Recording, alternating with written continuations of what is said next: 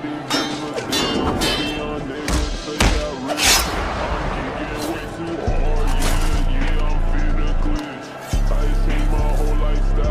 tahu gak sih awal mulanya gladiator itu dari mana?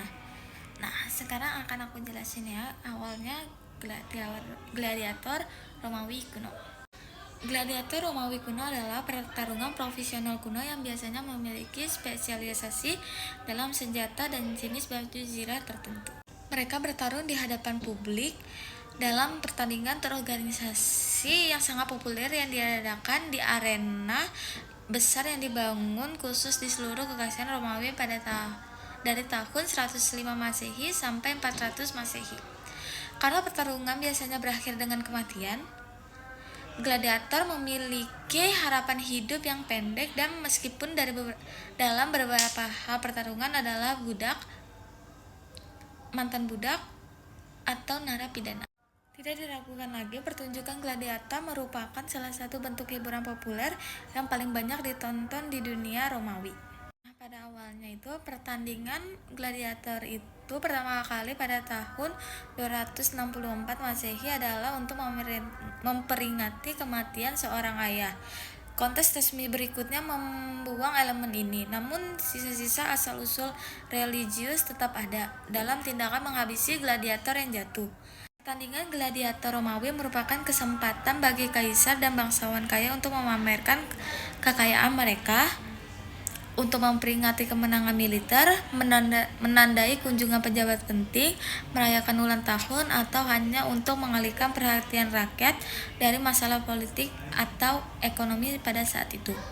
Daya tarik permainan bagi masyarakat adalah sebagai hiburan berdarah dan daya tarik yang datang dari kontes yang secara harafiah merupakan masalah hidup dan mati.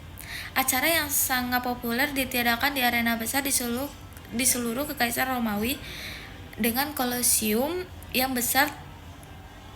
terbesar dari semuanya. 30, 40, atau bahkan 50.000 penonton berbondong-bondong untuk dihibur oleh tontonan berdarah di mana dieksekusi, martir agama dilemparkan ke singa, dan binatang pertunjukan simbol kebajikan Romawi tentang kehormatan dan keberanian. Para gladiator menggunakan semua keterampilan bela diri mereka dalam kontes membunuh atau dibunuh. Merupakan kesalahpahaman yang populer bahwa para gladiator memberi hormat kepada kaisar mereka di awal setiap pertunjukan. Salam kaisar kami yang akan mati memberi hormat kepadamu. Padahal pada kenyataannya kalimat ini diucapkan para tahanan yang akan dibunuh dalam pertempuran laut Tirwan. Para gladiator paling sering berasal dari latar belakang budak atau kriminal, tetapi banyak juga tawanan perang yang dipaksa untuk tampil di arena. Ada juga kasus bangsawan bangkrut yang dipaksa mencari nafkah dengan pedang. Misalnya Sempronius, keturunan klan Gracchi yang kuat. Perlu dicatat juga bahwa hingga mereka dilarang oleh Septimius Severus pada tahun 200 Masehi, wanita diizinkan untuk bertarung sebagai gladiator. Ada sekolah gladiator khusus yang didirikan di seluruh kekaisaran. Roma sendiri memiliki 3 barak seperti itu dan Capua yang sangat terkenal dengan gladiator yang diproduksi di sana. Agen-agen mengintai kekaisaran untuk mencari calon gladiator guna memenuhi permintaan yang terus meningkat. Mengisi sekolah pelatihan yang pasti memiliki pergantian pertarungan yang fenomenal. Kondisi di sekolah-sekolah itu mirip dengan penjara lainnya. Istilah gladiator itu berasal dari bahasa Latin, yaitu gladiatores, yang merujuk pada senjata utama mereka, gladius atau pedang pendek. Akan tetapi ada berbagai macam senjata lain yang digunakan dalam kontes gladiator. Para gladiator juga mengenakan baju zirah dan khususnya helm mereka merupakan benda-benda yang dibuat dengan sangat baik dan dihiasi motif-motif dekoratif dan dihiasi dengan jambul burung unta atau burung merak. Namun senjata dan baju zirah bergantung dari kelas mana seorang gladiator itu berasal. Ada 4 kelas utama gladiator. Yang pertama itu adalah suku Samnite, orang Tarakia, burung Myrmilo, dan sang Retiarius. Kelas Samnite dinamai berdasarkan prajurit Samnite hebat yang pernah dilawan dan dikalahkan Roma pada tahun-tahun awal.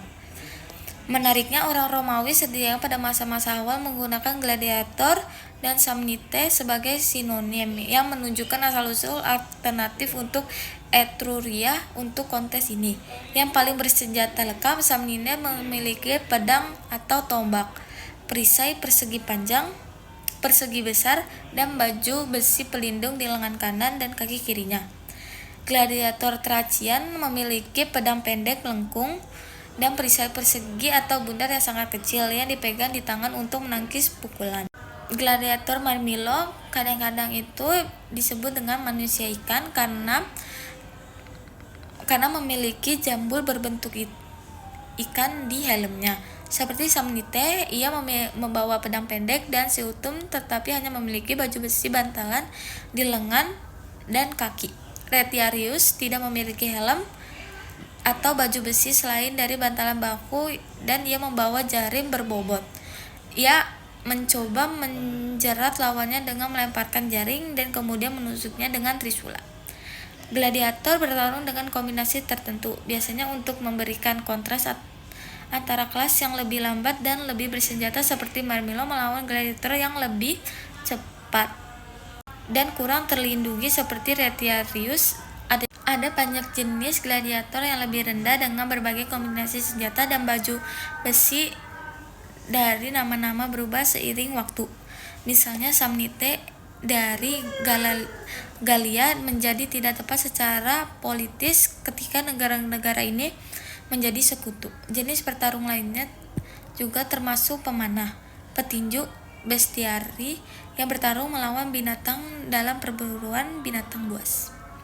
Mereka yang kurang bersemangat untuk bertarung dibujuk oleh manajer mereka dan tim budaknya yang mengacungkan jampung kulit dan atau batang logam panas membara. Tidak diragukan lagi, teriakan marah dari 40.000 penonton dan serangan gencar dari lawan juga meyakinkan banyak orang untuk bertarung sampai akhir. Ada beberapa kasus penolakan untuk bertarung. Mungkin salah satu yang paling terkenal dalam permainan gladiator yang diselenggarakan oleh Quintus Aurelius sekitar 401 Masehi ketika para tahanan Jerman yang dijadwalkan untuk bertarung memutuskan untuk saling mencekik di sel mereka daripada menjadi tontonan bagi penduduk Romawi. Gladiator yang kalah jika tidak langsung dibunuh sering memohon belas kasihan dengan menjatuhkan senjata dan perisainya serta mengangkat satu jari. Lawannya kemudian dapat memutuskan untuk bersikap lunak. Meskipun karena ada risiko besar untuk bertemu lagi di arena, membunuh lawan dianggap sebagai praktik profesional yang baik.